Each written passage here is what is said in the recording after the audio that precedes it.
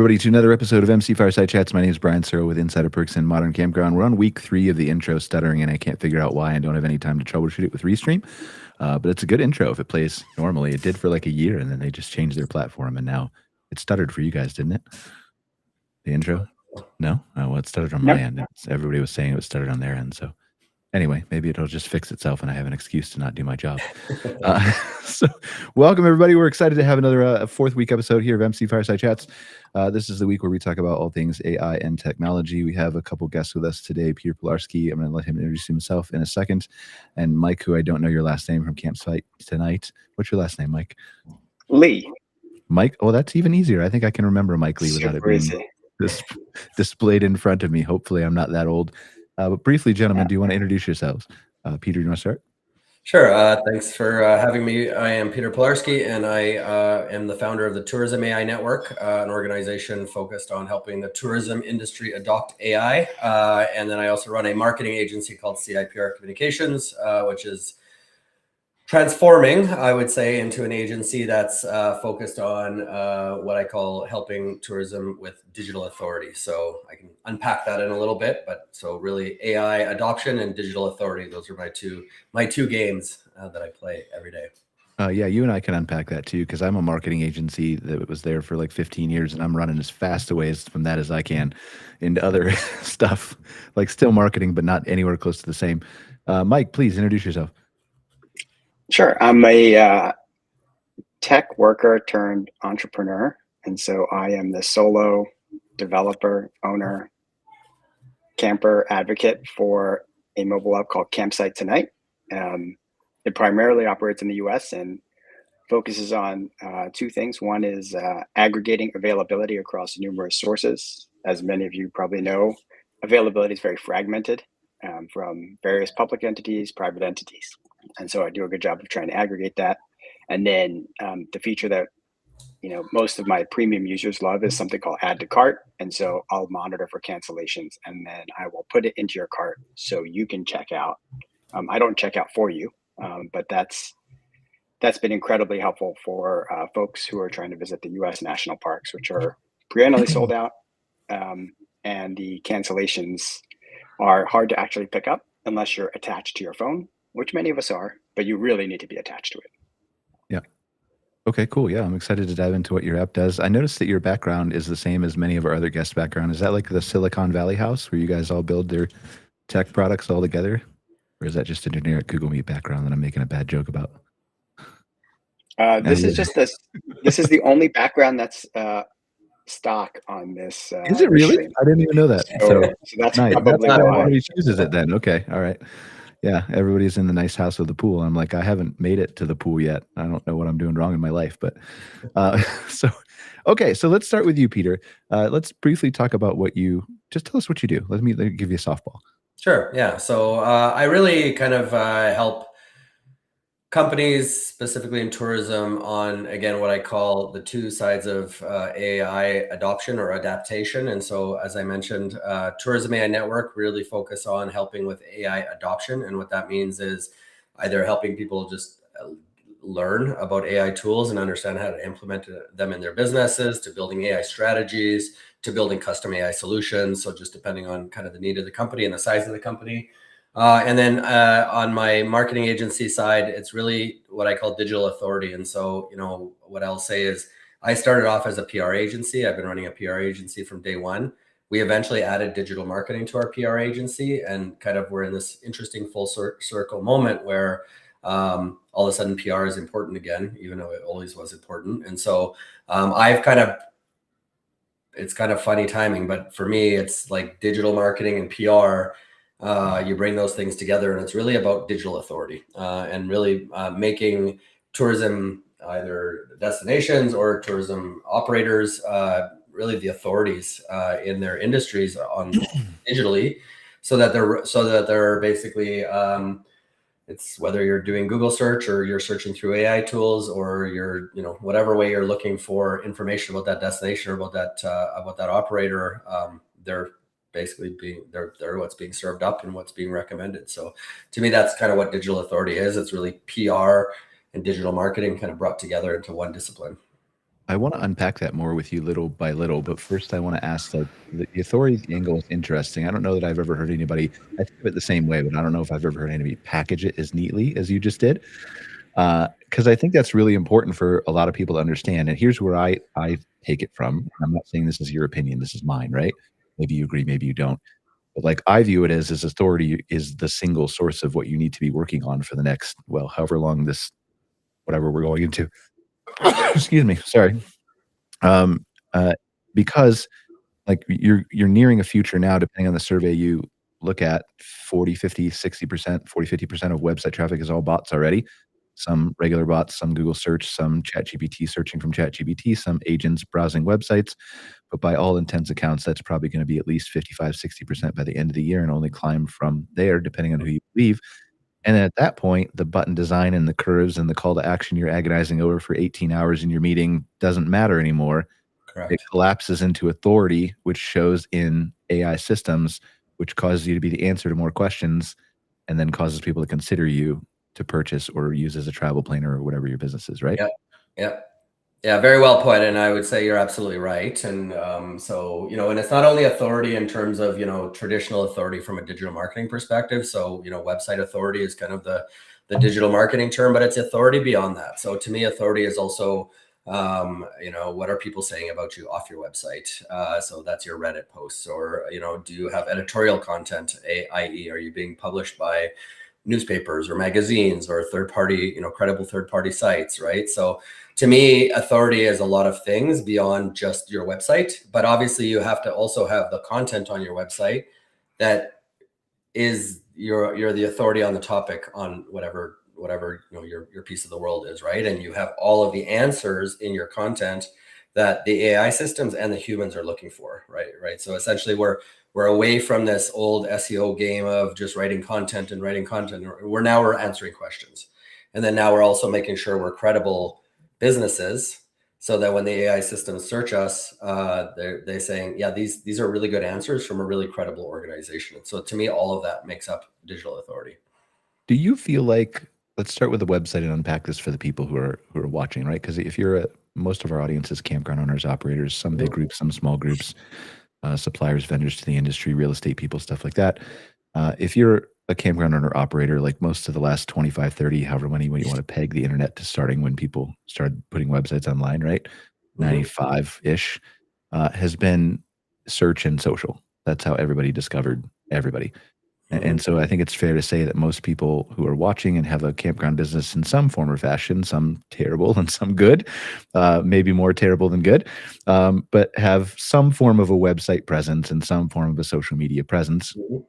And so as you look at the future of, let's start with websites first, do websites need to expand or do they need to contract, or what does the future of a website look like in Peter's mind? Yeah, so the future of the website, in my mind, absolutely needs to expand. And really, you need to think about, again, to me, it's just answering questions. So answering questions, if you're at the campsite level or campground level, answering questions about everything related to your campground and the experience of your campground and what to expect at your campground and where to get information about your firewood and this. And so again, it's all about answering the questions, but might be beyond just your campground. So it might be your campground in the immediate 30-kilometer radius. So maybe the fishing and the lakes and the whatever kind of is part of your campground experience. And so to me, the website has to be the authority on everything related to that at your level, right? And so that's kind of, in my opinion, where the website's going to go. But in addition to that, the website also needs to be searchable by AI tools. And so we can unpack that. There's a lot of technical things that have to happen. It has to be easily understood, indexed easily by AI tools. And eventually it has to also be able to do the transaction itself, right? And it has to be able to kind of work with and connect with other AI tools, because we're going to get to a point where the human's not even going to be involved anymore. It might be, I'll go to my AI. Like that. Sorry? Google UCP, Universal Commerce Protocol, and stuff like that. Where things like that. Yeah. We're not there yet, but it's coming. Yeah, it's coming. I saw the other day, what was it? The Gap is doing a trial with Google where they're going to make purchases, I think, in Google search. They haven't released travel for that yet, but it's a stated goal that it's coming. It's coming. So yeah, it's maybe a couple years off, right? Depending on if it's adopted, but yeah. So let's look at websites, because, and just one more question Can related I, to this, because yeah, please, Mike, go Brian, ahead. can I hop in? Yeah. You know, what's funny is I've spent a lot of time talking to campers, and at least for me, I don't believe they're looking to buy through AI. And maybe that's because it hasn't become good enough. But Buy or if discover? Two different things. I certainly mean buy. Okay. Discover, I think they love AI and they'd love to have help. But buy, they love to be specific. And what I mean by that is some users want to be close to the bathroom. Some people want to be under trees. Some people want to have site ABC. Some people don't want those sites. And the criteria in which they are trying to decide what they want seem to differ, quite a lot from camper to camper. I haven't found much standardization.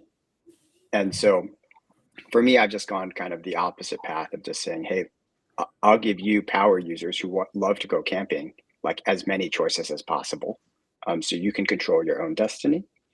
But I did originally think that, hey, you know what? People are just looking for ease. I want to go camping here. Help me go. But that wasn't actually enough.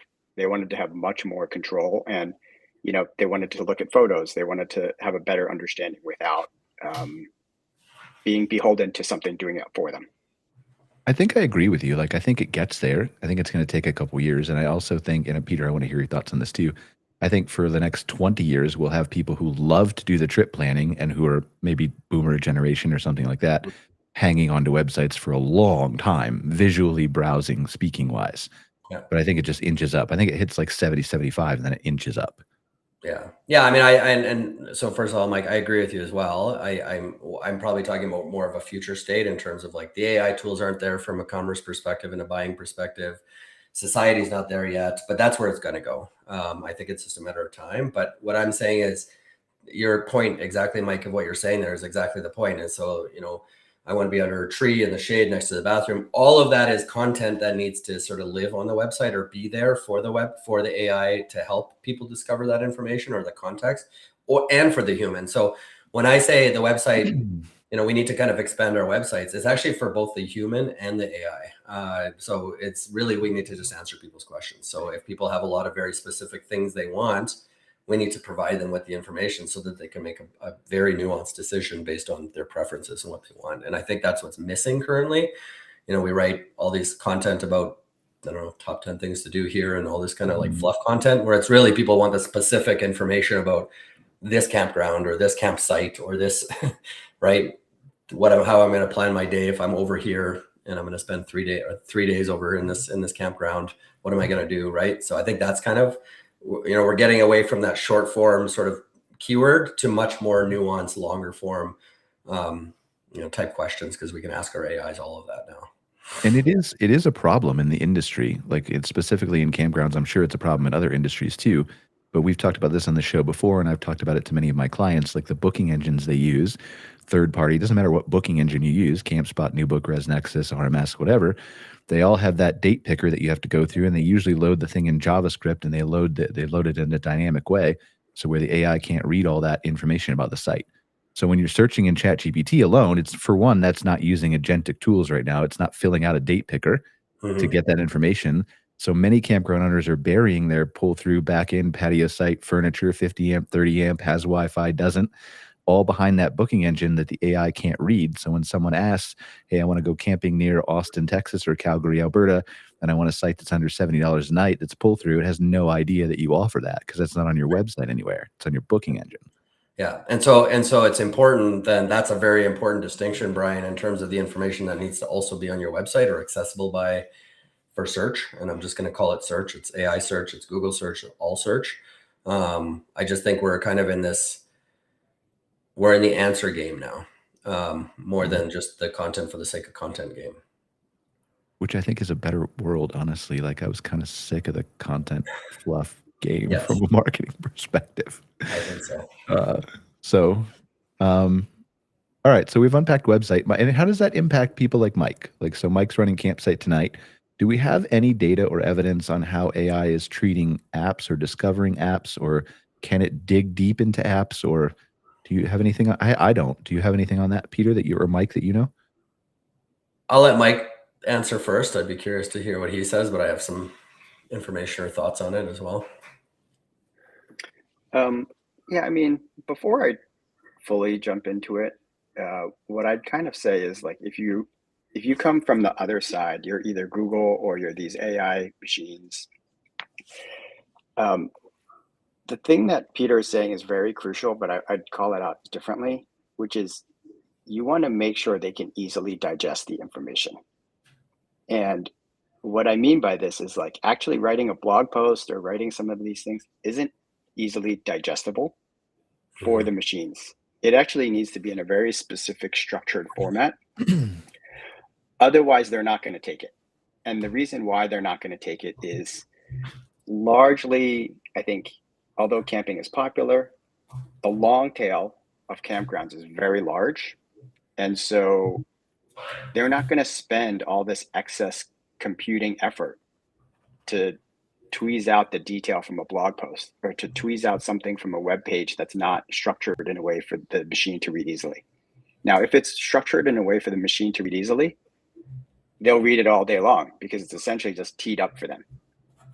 And I think that's really crucial. And Brian, you kind of touched on that earlier, talking about how the data is hidden behind. But even if the data is not hidden behind, it just needs to be teed up because these companies are not Nike. Well, yeah, I mean, I think Google- that's why, and I want you to finish, but I think that's why Peter and I, and I'm going to put words in your mouth, Peter, so you can tell me if I'm wrong. I think that's why we're kind of sick of the marketing fluff, is like, we know that nobody ever read that shit anyway. I don't know if I can say shit on this podcast. It's my later podcast where I swear, but nobody read that anyway.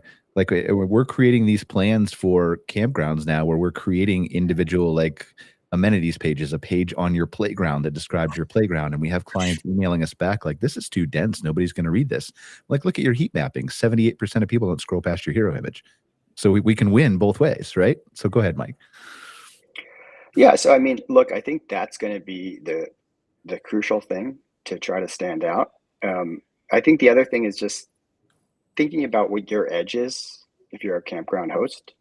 And so, if you're in Austin, Texas, and you have a lazy river because you're a humongous, RV campground, like trying to play that up in the right way, I think will go much farther than trying to just even structure the data as I just talked about, because that's not necessarily going to distinguish you from some other player. I think it's going to be really important to distinguish you. And, again, having those data points and questions in a structured way for AI and Google to consume.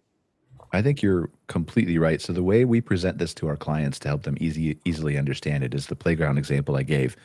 We say, like, I mean, you already know how ChatGPT can remember your name and a little bit of details about you, and that memory is only going to get better in the very near term. Like I can already do it with like an OpenClaw or something like that, but you have your own personal assistant on ChatGPT that knows and remembers everything about you because it's connected to all your things. And you can say you won't give that to people, but convenience always wins. You will connect it to everything. And so at some point, right, you're going to get these agents that go out on behalf of, and Peter, I'm just going to give you a 7-year-old daughter. I don't know if you have one, but I'm going to give you one for my example. So Peter has a 7-year-old daughter who loves playgrounds. Time to book the camping trip, whether you do that or the agent reaches out to you proactively in the future, goes to research campgrounds. We'll just use Austin because we've been talking about it. Finds an amenities page with 20 bullet points. One's a campground. Check. Little girl's happy. Goes to the competitor website. That has a dedicated playground page that's fleshed out more, as you talk about, Mike, with more details and information, and has the photos of the playground and says, I have a plastic slide instead of a metal slide so your kid's butt won't get burned on an 80-degree Texas day. And if they fall off the teeter-totter, it's mulch. And we have 2 swings, and here's some activities that people can do on our little merry-go-round thing. Where do you think the AI is going to pick for that girl? Like, we don't know. Neither does Sam Altman, but we think everybody will think the AI should probably choose the one that has more details and information because it's going to be able to guarantee that little girl has a better experience, right? Do you agree, Peter? I think it's like it depends on all the other pieces of information held equal. So, an example would be that if you looked at Google reviews and one is a 3.5 and one is a 4.5, that's a pretty big difference. So it doesn't matter how great your playground structured data is. If you're not providing the service, I think that's what's still crucial. I agree with that. Yeah, everything intertwines with each other for So sure. I'm going to go back to kind of where I started, which is like, it's so funny to me because I've been a PR agency first, and then PR has been kind of my foundation of my career for a long time. And then we added digital marketing, and now we're kind of in this full circle moment. And I kind of always tell people, and I think what Mike just said just nails it here. It's like, at the end of the day, every brand in the world needs to just do good work and communicate well about the good work that they do. And then, really have their reputation sort of do the heavy lifting, right? So to Mike's point, it's like, if you have a 4.5 star Google rating and 300 reviews and recency in your reviews, and people are talking positively about you, that's going to have a massive impact on those AI tools, basically referring you instead of your competitor, and recency matters. And so, like, what I kind of tell my clients all the time is, like, it doesn't really matter what you say about yourself. What matters is actually what people say about you and what people believe about you. Now, you still have to do the work and have the right content and have all of the information and have it fleshed out and have it structured properly. So a couple of things that we're recommending to people on their websites is, the Q&A shouldn't just be a Q&A page somewhere on your website. There should be Q&A on every page of your website that's relevant to the section, that whatever content is on that website, right? So again, we want to, and it all comes down to just having a great user experience, and then ultimately just being a good company that does good work that people will talk about. So what's cool about this for me, if I think about tourism and campgrounds and everything else, is hopefully the AI tools can help the operators spend less time in front of their computers and more time providing great experiences and wow moments, which actually will help their reputation and actually will probably lead to better results and reviews, which will actually lead to them becoming more referenced by Google and AI tools and the like, right? So it's sort of this kind of whole full circle piece to me. Yeah, somewhere along the line, hospitality became 75% of our staff sits on the other side of a computer screen. Mm-hmm. And I think we can now reverse that. And I think AI is going to help in the long term, 10 years, 5-10 years, help bring more of that community back to where we can spend more time on actual hospitality. I hope so. That's kind of my hope out of all of this. Yeah. So, Mike, you were going to get to the app question, right? Do you have any, like, how does Campsite Tonight function in a world where we have AI discovery? I mean, it has a place, right? But how do you view that?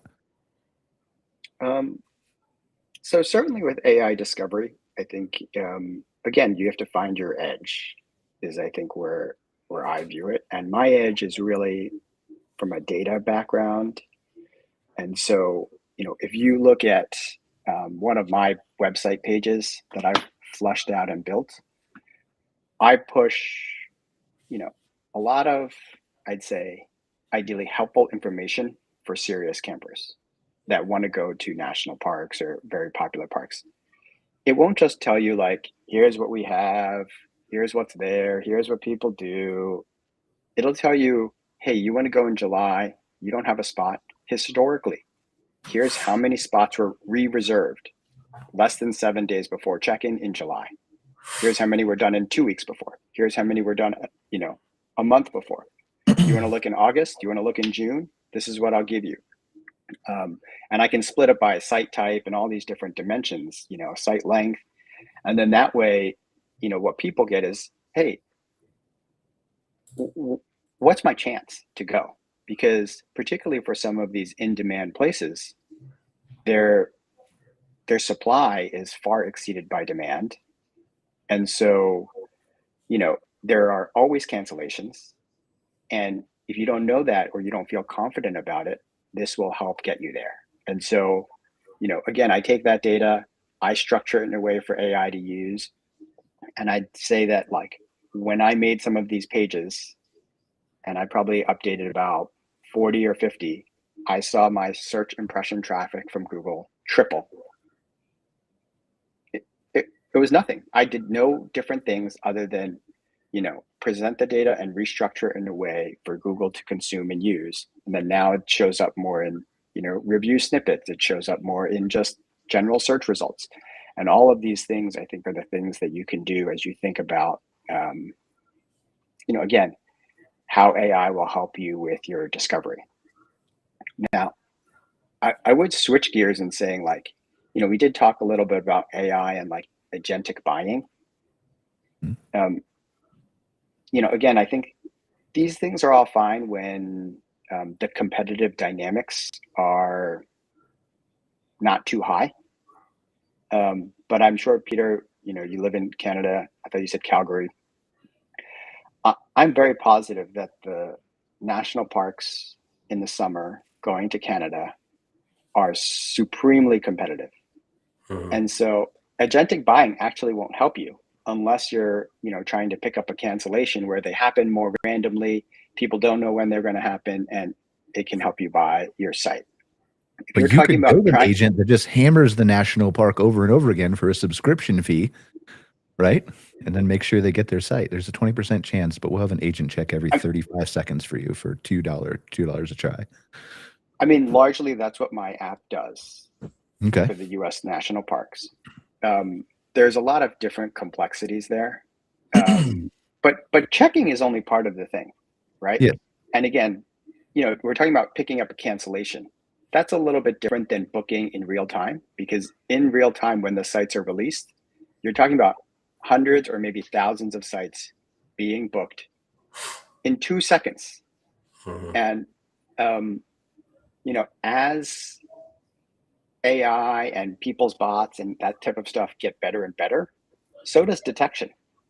And so, the host site isn't going to just let you run an API call or run some type of automated looking booking. It's going to say, well, I haven't seen this Brian's account log in like this before ever.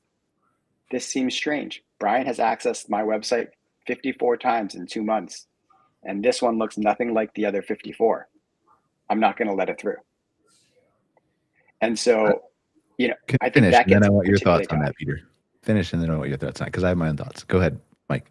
I think that will get particularly tough, particularly for public lands, because public lands are very different than private land.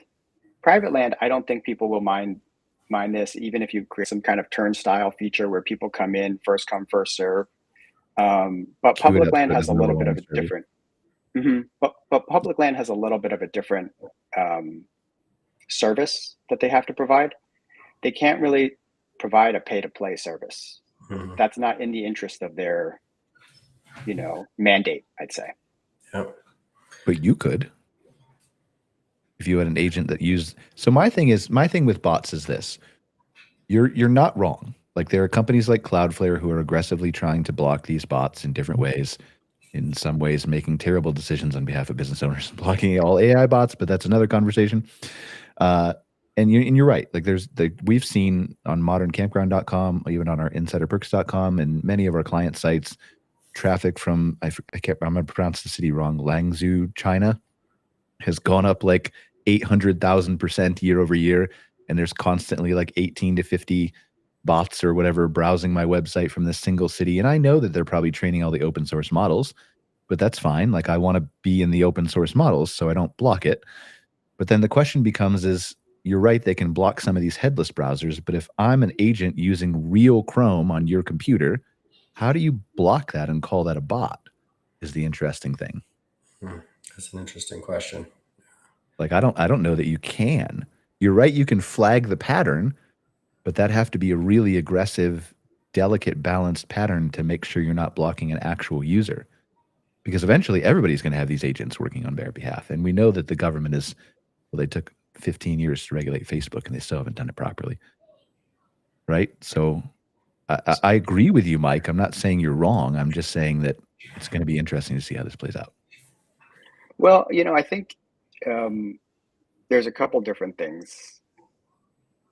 First off, at least in the US, we are seeing experiences where releasing all the sites at a specific time creates some of these perverse dynamics in terms of booking.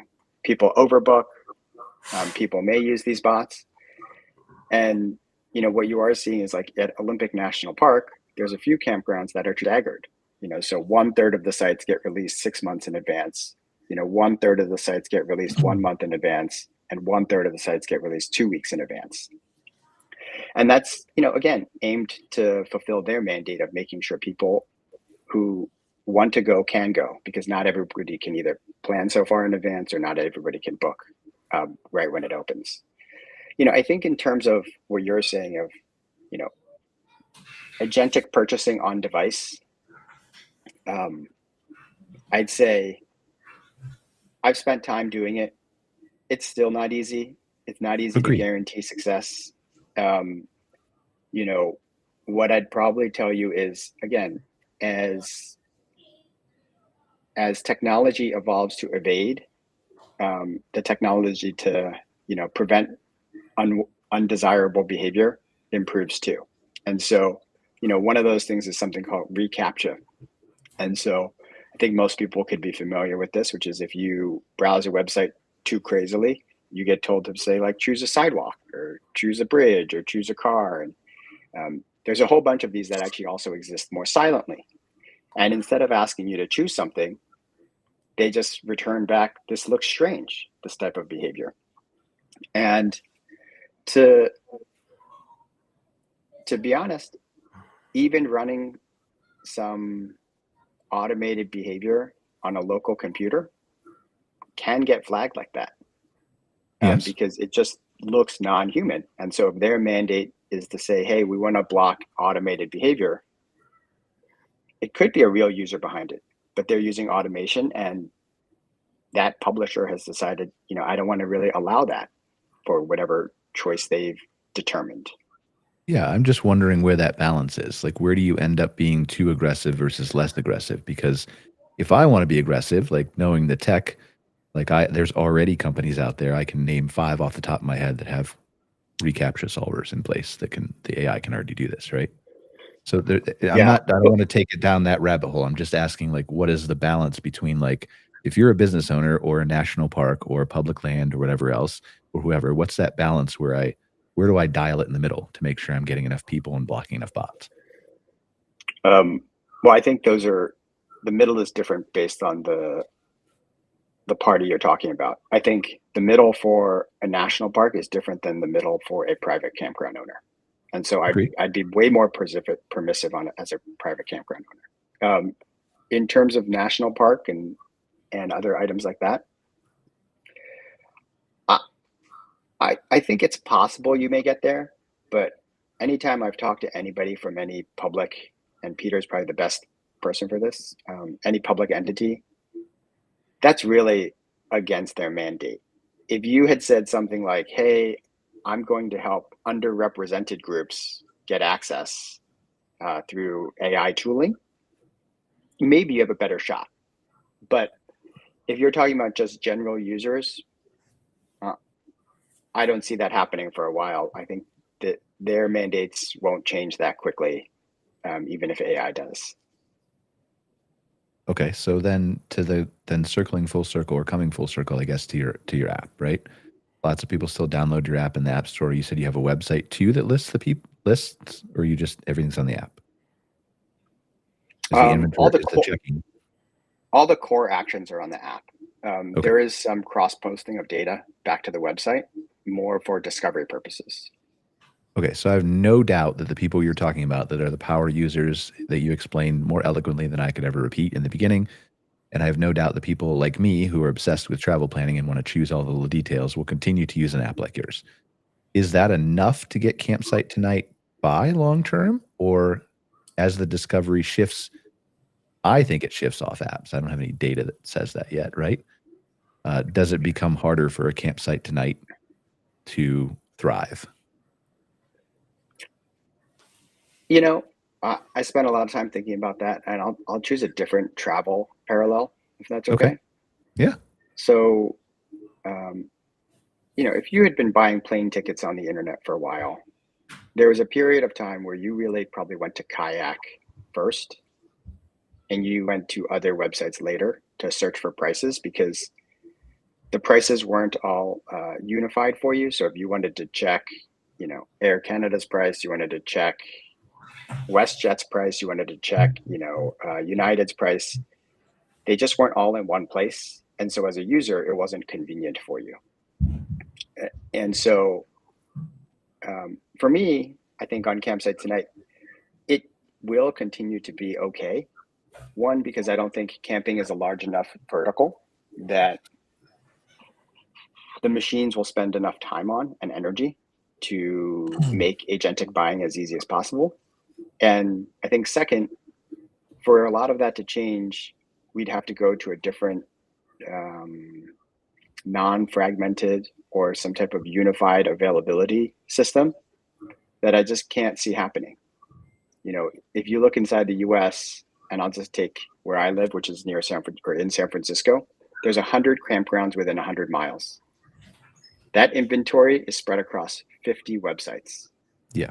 Largely due to private campgrounds. But like, even if you look at public ones, within about 100 miles from me, there's, I think, 5 different county websites for 5 different counties. There's a state and there's federal. If I believed that all those systems would push inventory into a singular unified place for the user to benefit, yeah, I think I'll run into a lot of trouble. But do I think that 6 different government entities would align on something like this? It just seems unlikely. To be clear, like, I'm playing devil's advocate. I'm not saying I have a problem with your business model. I think it's fantastic. No. I think that, and I don't know, I think that you eventually take the data from the app. I think the app is the issue. And you take the data and you either pipe it into ChatGPT so people can search all in one place and you become that source of truth, or you put it into UCP, or you put it into like Meta's Ray-Ban glasses, or I just think the interface changes for your data. I don't think your business model is in trouble at all. Yeah, I mean, I think that's totally possible. I had looked into making connectors for ChatGPT, but you know, I think the other issue is I could provide the supply, but if the demand isn't there at the moment, it doesn't really matter. Agree. Yeah, this is a future thing. This is not a you should do it now thing. Yeah. What do you think from a tourism perspective, Peter? What are you seeing? Yeah, I mean, it's an interesting conversation. So first of all, you know, I'll just talk to some changes Google made recently, which are kind of interesting in the sense of much more focused on benefiting kind of local businesses. And so they've made a couple changes recently that have kind of taken the power a little bit away from the aggregator websites. And I'm not saying talking specifically about Campsite Tonight, but I'm talking more of the Expedias and those types of guys out there. So and so they had their core update in December, which was prioritizing local first content over aggregators. And then they did a discovery update, which is prioritized regional storytelling and feeds. And then obviously the real world data, which is maps and business profiles. So what I see happening here is Google's under threat for the first time in a long time. And so Google is looking at their assets and saying, what do we need to change in our tech stack and like, how do we leverage the assets and what we have that makes us unique? And I think there's a lot that Google has, maps and Google business profiles and other things that make Google very unique. And so, you know, they're prioritizing that local first content. And so I think that matters a lot for tourism. I think that matters a lot for campsites. And it kind of goes back to the conversation we started with, is that at the end of the day, we don't know what's going to change out there and who's going to win this game. At the end of the day, if I'm a business owner, I need to think about basically how do I make sure that I'm answering all the questions. And again, we're talking about technology and making sure we're set up for success for technology to find us. But at the end of the day, if we do this well for technology, we do this well for humans as well, right? So, you know, what are the common questions I get asked? What are the details that people are looking for? Back to Mike's point about I want to camp under a tree next to the river and away from the toilet. It's like, okay, well, how do we structure our data and information to make that information available to people so we can actually answer people's questions and give them what they want? I think if we do that well as business owners, we will succeed for our humans and we will succeed for our AI tools. We'll succeed for Google, et cetera, right? So, you know, I think kind of, again, it's sort of this like, it's like a full circle moment for me in terms of just being a good business and giving people what they're looking for and not sort of hiding information unnecessarily, making it as transparent as possible. That's the path forward no matter what. So if I'm a small business, whether I'm a campground or a tourism operator or whoever, right? We've talked about the website. We've talked about the need to expand it, maybe do frequently asked questions on individual pages. Yeah. But if I'm a small business owner, there's a very good chance that I'm overwhelmed by everything that the three of us are talking about right now, right? I've got a website designer, but I don't know what they do. I don't know what SEO actually means to them, whether that's a plugin and they've ignored it for 3 years or right. Yeah. So where do I start? Because what I tell my clients is like, after you talk, or the prospective clients I talk to, is after you talk to me, go to ChatGPT and ask if Brian was full of shit, right? Because you can now. Yeah. But where do they start? Yeah, I mean, that's a great question. I would say, first of all, just asking ChatGPT questions and seeing what comes up is a great place to start, and just kind of getting an understanding of things. But, I'm going to go back to Google still matters a lot, and fundamentally people still use Google. So if I had limited budget, limited time, I would start actually with making sure my Google properties are up to date. So Google Business Profile, super important, right? So Google is prioritizing that again. So making sure your Google Business Profile has all the information is up to date, all your hours are up to date, your phone number, all that kind of stuff, right? Reviews, getting reviews really matters a lot. Interestingly, photo velocity is starting to matter. So Google's actually prioritizing recency a lot more now. And so just making sure that there's photos constantly. So, treat your Google Business Profile like a social media account and post often on there, post content on there, make sure everything's up to date. That's like really easy, low-hanging fruit. And that will serve you well in the Google world, right? So before you go to number 2, yeah, but can we show the Maps video, what they're doing to Maps? Because I think that fits in really well with the Ask Maps feature. It's open right here, Jessica, if you want to share the screen. No, the Maps. It's the 6th one down. Yep. We played it last week on Outwired, but we're going to play it on this show because nobody's seen it yet. So this is a little promo video from Google about their new Maps feature, which is relevant to all the campground owners and tourism operators too. Go ahead.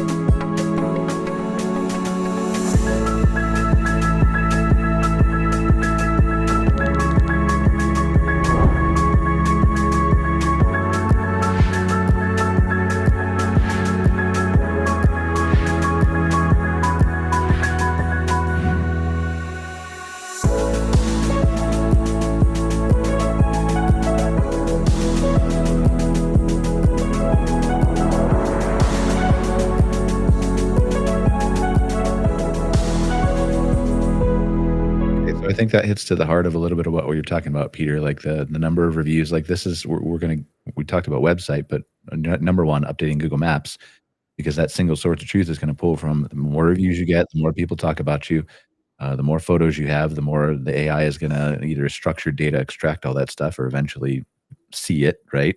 Exactly. Depending on the compute power. So really important. Exactly, really important. And then I think similarly, having as well that information on your website. Yes. That will make sure you're visible to not just Google, but others as well. So back to, I love Mike's sort of early example of, I want a campground under the tree, away from the bathroom, next to the river or whatever. It's like, well, that information has to somehow exist somewhere digitally in order for somebody to be able to actually find something like that, right? So that's where the photos, the maps, the details, all that information has to somehow be thought of in terms of how do I make that available digitally, right? And how do I answer questions as much as possible? All right, so that was your number one. What's your number two? Number two is, really, I think answering questions is really on your website. I think that is the job of a website now, is just answering questions and really restructuring your content in a way that gets into more of a Q&A and short answers in short form. But in addition to answering questions, there's also some technical things you can do on your website. And this is getting a little technical, but for example, schema. So for those who don't know what schema is essentially, directions to digital tools as to what's on your website. So, when an AI tool is looking for an answer to something, they're scanning a website to see if the answer exists on that website. And then they might go and check reviews and third-party information to see if this is a credible website, and then come back. And so making sure you have not only the content structured in a way that's easy for the AI tools and the humans to parse and make sense of, but also you have some instructions on the back end in your code to tell the AI tools what's actually on your website, so it can scan it and make it easier to find. So those are, I think, kind of two really important things. And then the other thing, the other component that AIs really like, and I've done a lot of AI search visibility audits recently, is specific verifiable numbers. And I'm going to give you an example. I have a heli skiing client who has the largest heli skiing tenure in the world. And the largest heli skiing tenure in the world is sort of a hard concept to get your head around a little bit, other than, it's a lot of heli skiing area, right? But when I did an AI search visibility audit, it said, oh, the AI is really, quote, that you have 10,100 square kilometers of heli skiing terrain. That's saying the same thing as the largest heli skiing tenure in the world, but it's saying it differently. And that's a very quotable, verifiable number. And AI tools really like quotable, verifiable numbers. So as much as possible as thinking about your language and what's quotable, verifiable, that can be consistently put out across the internet, as, again, kind of what Mike was talking about. That's a very unique component of that business that the AI tools will quote all day long. And they'll quote it with largest heli skiing tenure. And that's something that makes that business very unique. And when people are searching, they're looking for a unique heli skiing experience. Well, here's the largest heli skiing tenure in the world. It's 10,100 square kilometers, right? And so that's something that will then be surfaced by the AI tools a lot. And so to frame this in a way that a campground owner would understand, let's take something super simplistic like the headline on your website, the H1, I'm a campground near Austin, Texas, or I'm a campground 35 miles from downtown Austin, or something like that. Exactly. Yeah. Exactly. All right, so that's a pretty good start for people then. So talk to your website designer. Well, talk to ChatGPT first and have ChatGPT tell you what to talk to your website designer about. Exactly. And then when he gives you the answers, which is probably him talking to ChatGPT while he's on the meeting with you, then go back to ChatGPT and just make sure it's all kosher. Yeah. You need to know, like, what ChatGPT, I think, has given people the ability to do. And I've always said this to people, like, know 5% enough about everything to be dangerous enough to ask questions. Mm-hmm. Now you have the ability to be 30, 40% of that just by asking ChatGPT. But just be 5%. Like, don't believe your website designer when they tell you, they say they're all in on AI. Ask, well, give me specifics. Exactly. You got to know that stuff, because this is the future of your business that you're talking about here in a more existential way than I think it's ever been in 30 years. I think so. And I'll just add one more point, Brian, in terms of things for people to consider. What's important is, I call it entity consistency. So making sure that all digital places are consistently talking about you the same way. So back to your, I'm a campground 35 kilometers from downtown Austin, Texas. That should be on your LinkedIn account, on your Facebook account, on your, you know what I mean? And like having it consistent everywhere. If you're writing press releases, that's in the about section of your press release. So the more places certain things are repeated that are very verifiable, the more likely then it's going to be surfaced by Google and AI tools in a very consistent way. And I'm going to use myself as an example of this. And this it's a very heartbreaking example, of a real example. And so I've run, obviously I have Tourismainetwork, really shows up well. And I have CIPR Communications. And the challenge we've had with CIPR Communications always from day one is that we started off as a general purpose marketing agency, and we started specializing in tourism. And so I did this digital authority audit on my website recently. And I gave it some parameters in terms of like where I'm going and the direction and all this kind of stuff. And what it came back to is said, well, you said that you want to specialize in tourism, but right now what I'm seeing online across all digital assets is a general purpose agency that serves tourism. And so are you a general purpose agency that serves tourism, or are you a tourism focused agency that has other clients? And it was like, that was like the fundamental question to me, which we have work to do, obviously, but that's an example of entity consistency. It's like, okay, well, what are you? and what is that sort of claim in the world that you're making about you. And that's where Mike's talking about sort of, what makes you differentiated and special. And then how do you make that consistent across the whole internet? So basically that's kind of what's known about you when the search comes back. And sometimes it's just such a small change, like near Austin to 35 kilometers to I'm serving tourism versus I'm a tourism agency. Yeah. It really is. Yeah. Mike, I have a question about your app again.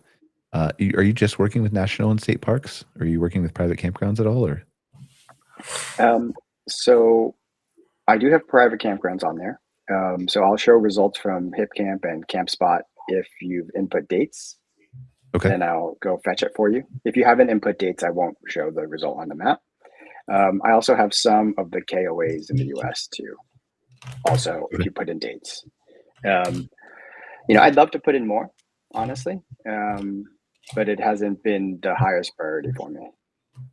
Okay. Most of the demand has been for the national park, which makes sense with the amount of demand and all that stuff, and where you're going with like the cancellations and things like that. That's right. I mean, I think I had started with Discovery, and that's why I had brought those various sources in, because I thought, I'd love to just be aware of all the possible choices. But that wasn't something people were willing to pay for. They were actually okay to do at that time Discovery across many different systems, and I was okay with them. Yeah, I mean, own what you're really good at, right? It makes sense. I think as we just talked about, AI will like it too. So, yeah, niching and being specialized helps a lot, actually, as it turns out. Yeah. I would say again, just to emphasize what Peter said about making it consistent. So if your message is about being close to Austin, it's not even just about having that message probably be consistent, but it's about weaving that through someone's experience. And so it's saying, well, we're really close to Austin, and maybe you are suggesting a bunch of things people can go do in Austin on a day trip, and those types of items that play into your strength. And so it's not just, hey, we've put this text everywhere. It's leaning into that and weighing that experience in and saying, we're the closest, and you want to go down to South Congress, we can get you there in 25 minutes, or I don't know, whatever the number is. No, that's a great point. Yeah. And it's a living, breathing machine as we think about this and move forward at such a rapid pace. But even just your website, it's not somebody designed my website and then they pay for my hosting and I don't talk to them but once a year. This is a whole different thing now. This is thinking through what Mike just said. This is thinking through the tourism versus whatever, the Austin versus kilometers. And maybe you don't do this because you don't have the time to do this as a campground owner, but you've got to make sure somebody is on your behalf, which is probably going to mean budgeting more for your website and your marketing. But I don't control the world. That's just the way the world is, right? So, yeah. Well, and to kind of broaden this out a little bit, and this is back to kind of what I maybe started with, is around the whole PR and being a good corporate citizen. So if I think about the 35 kilometers from Austin kind of piece to it, right? And so if I'm going to write content around we're 35 kilometers away from, or miles, sorry, I'm in Canada, but miles away from Austin, maybe I'm writing content pieces about, hey, we're 35 miles away from Austin and these 18 other things to do around us. And so now we're giving people sort of a bit of a, hey, you're staying at our campground, but here's all the things to do around here. And now imagine I create partnerships with all 18 of those different providers, and I have some kind of, either a discount or just some kind of referral or whatever that looks like. Now all of a sudden I have a natural link on my website to this other property. And so that's kind of what I talk about when I talk about the sort of full circle PR moment of like being a good corporate citizen. And this is the role that destination management and marketing organizations play in terms of like tying all of these pieces together. But also every individual business has these partnerships and has these different relationships. And how do we surface all of those to, again, provide a better user experience for people, right? Ultimately. So that's kind of how it all comes together full circle in my mind. And a lot of those things are things I think campground owners probably do, but they just don't put it on their website and don't make it available to people. Well, and then what it becomes is not just I'm 35 kilometers from, I don't even know if there's a natural history museum in Austin, but we'll just say Austin Natural History Museum, right? If there isn't, somebody should build one. So it becomes like we've partnered with the Austin Natural History Museum to offer a 15% discount, and then that is something that can surface in AI in Right. where do I get discounts to the Natural History Museum? And then, oh, you can stay here and look at this glamping experience and look at these unique cabins. And That's right. that's something unique because the AI is already going to be able to connect a little bit to the fact that you're near Austin, that you're near the Natural History Museum, but the distance and the discount are unique things that it wants to cite. Exactly. And now think about the traveler that's sort of thinking about planning their trip, and they might be using AI tools to start the planning of their trip, but they're using long tail search queries and they're asking all kinds of questions. And this is kind of how it all kind of comes together for them. And, maybe ultimately the booking doesn't happen on platform, but they're at least sort of figuring out the starting point and figuring out all the connections. And by creating those connections yourself, you become the hub basically, and you become the answer, right? Yep. All right. We've only got a couple minutes left here. Final thoughts, Mike? And where can they learn more about Campsite Tonight and download your app, obviously? Well, to find more about the app, you can just go to my website, CampsiteTonight.app, or you could probably search for Campsite Tonight and it should show up. I think the tough thing is, look, I run a small business too. Trying to do everything is very, very tough. And so my only guidance to the campground owners would be try to think about what your biggest problem is, right? Is your biggest problem on-site experience? Is your biggest problem discovery? And then making sure you're spending the right amount of time and energy focused on improving that area. That's what I've often seen pay the most dividends. And trying to do everything isn't going to help you. Focus on the biggest needle mover. Okay. That's it.